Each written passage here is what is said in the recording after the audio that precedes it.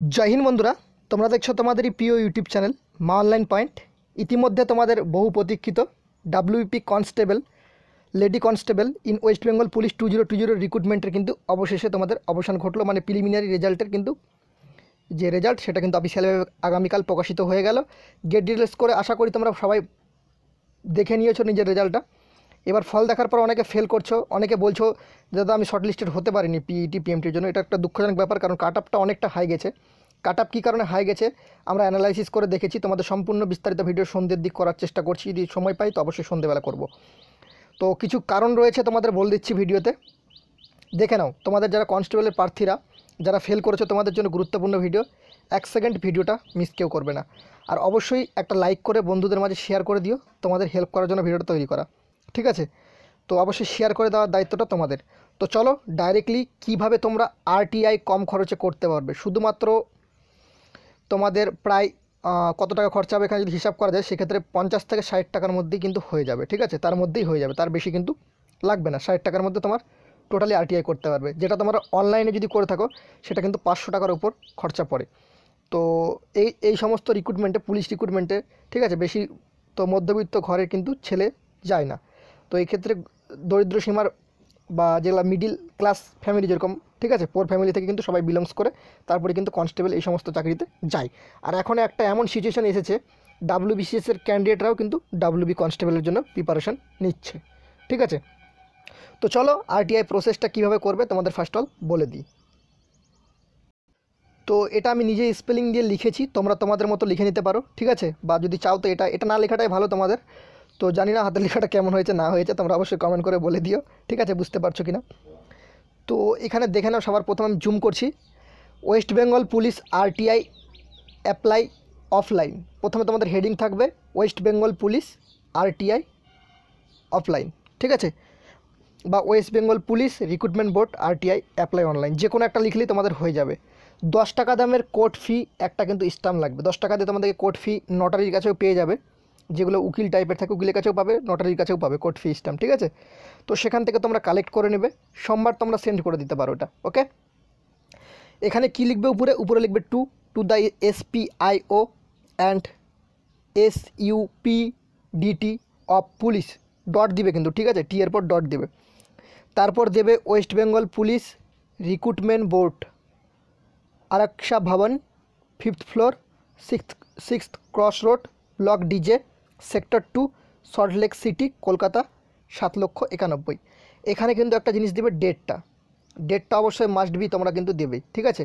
ওপরে ডেট দাও, নিচে ডেট দাও, ডেটটা কিন্তু দেবেই। এবার অনেকে তোমরা তোমাদের প্রাপ্ত নম্বর দেখতে পাচ্ছ না, তারা এই দুটোতেই আবেদন করবে। যারা প্রাপ্ত নম্বর দেখতে পাচ্ছ তারা এটা কেটে দেবে, ঠিক আছে? যারা প্রাপ্ত নম্বর দেখতে পেয়েছো এই যে লেখাটা কেটে দেবে এখান থেকে, ঠিক আছে? বিষয় থাকবে তোমাদের হেডিংসটা ওএমআর সিট কপি পাওয়া, ঠিক আছে? ওএমআর সিটের যে তোমাদের কপি আছে সেই কপিটা তুমি নিজে হাতে দেখতে চাও, বা সেই কপিটা জেরক্স করে দিলেও তুমি যেন দেখতে পারো নিজের কপিটা। এখানে লিখবে মহাশয়, আপনার নিকটে আমার একান্ত নিবেদন যে আমি ইয়োর নেম, ঠিক আছে? মানে তোমার আমি পর কিন্তু তোমার নামটা দিতে হবে। তুমি যে কোনো ধরো না, তোমার বিকাশ সরকার, ঠিক আছে, বা রাজু রয়, এইভাবে তোমার নামটা দিয়ে দেবে, তোমার যেটা নাম। Recruitment to the post of constable lady constable in West Bengal police 2020 আবেদন করি এবং প্রিলিমিনারি পরীক্ষায় অংশগ্রহণ করি। অফিসিয়াল অ্যান্সার কি, রেজাল্ট কাট অফ দেখানো হয়েছে অফিসিয়ালের তরফ থেকে, তোমরা জানো সবাই।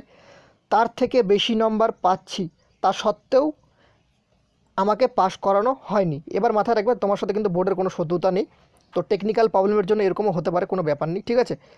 তাই আমি কি কারণে পাস করতে পারিনি সেই কারণটি জানতে চাই এবং ওএমআর সিটের একটি কপি পেতে চাই, ঠিক আছে? যেভাবে বললাম সেভাবে কিন্তু তোমরা লিখবে, ওকে?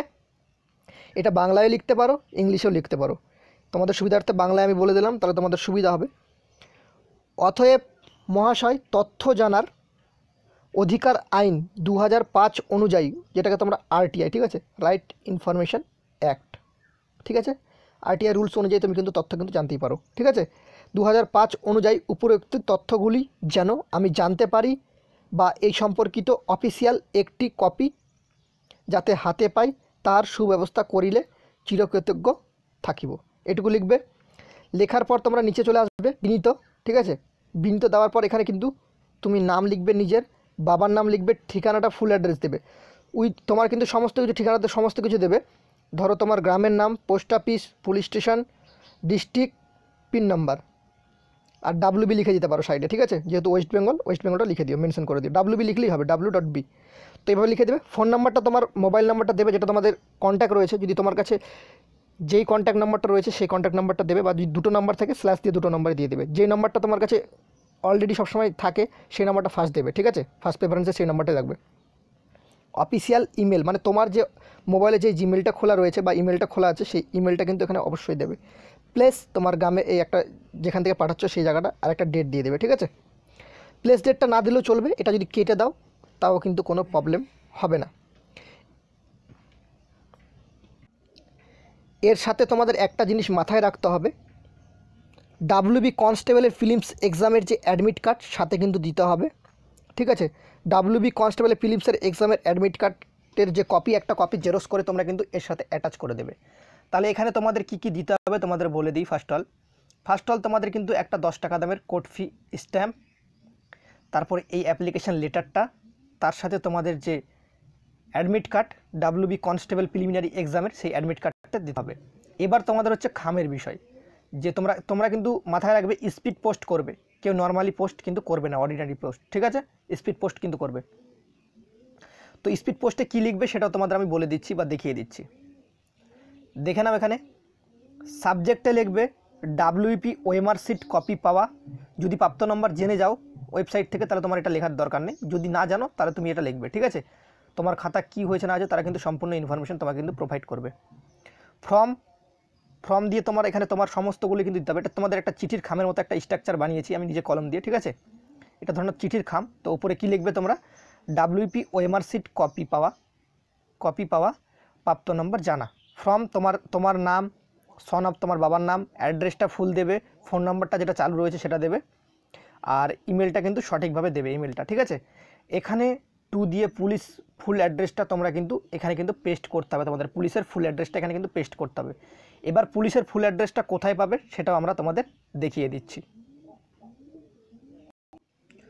তোমরা যে পুলিশের অ্যাড্রেসটা লিখবে সেটা কিন্তু তোমরা এখান থেকে লিখবে, West Bengal police recruitment board, Araksha ভবন, 5th floor, 6 cross road, block DJ, sector 2, Salt Lake, Kolkata 7,91,000। এই অ্যাড্রেসটা তোমরা দেখে নিবে। আর একটা অ্যাড্রেস তোমাদের রয়েছে অফিসিয়াল ওয়েবসাইটে, তো চলো অফিসিয়াল ওয়েবসাইট অ্যাড্রেসটাও তোমাদের দেখিয়ে দিই। এইটা হচ্ছে তোমাদের কিন্তু যে পিআরবির অফিসিয়াল ওয়েবসাইট prb.wb.gov.in এর। তো এখানেও সেম অ্যাড্রেসটা রয়েছে, তোমরা চাইলে এটা স্ক্রিনশট মেরে নাও। এই অ্যাড্রেসটাই তোমাদের কিন্তু পুলিশের অ্যাড্রেসে পাঠাতে হবে। ফর্মের জায়গায় তোমার নামটা, টুয়ের জায়গায় কিন্তু এই অ্যাড্রেসটা ফুলফিল তোমাকে কিন্তু চিপকাতে হবে। একদম West Bengal police recruitment board, Araksha ভবন, 5th floor, block DJ, sector 2, Salt Lake city, Kolkata 7,91,000। এই অ্যাড্রেসেই তোমাকে কিন্তু তোমার যে স্পিড পোস্টের মাধ্যমে কিন্তু তোমার যে অ্যাপ্লিকেশন, সেই অ্যাপ্লিকেশনটা আরটিআই অ্যাপ্লিকেশনটা কিন্তু সেন্ড কিন্তু করতে হবে। তো তোমাদের এখান থেকে রিপ্লাই আসতে প্রায় 30 দিনের মতো সময় লাগতে পারে। তো আজকের ভিডিওটা এটুকুই ছিল, আশা করি দেখে তোমরা অনেকটা হেল্প পেয়েছো। তো কম টাকায় খরচা করে কিন্তু তোমরা এই আরটিআই প্রসেসটা করতে পারো, এখান থেকেও তোমাদের সেম ইনফরমেশনই দেওয়া হয়। তো ভিডিওটা দেখে ভালো লাগলে অবশ্যই একটা লাইক করে বন্ধুদের মাঝে শেয়ারটা অবশ্যই করে দিও।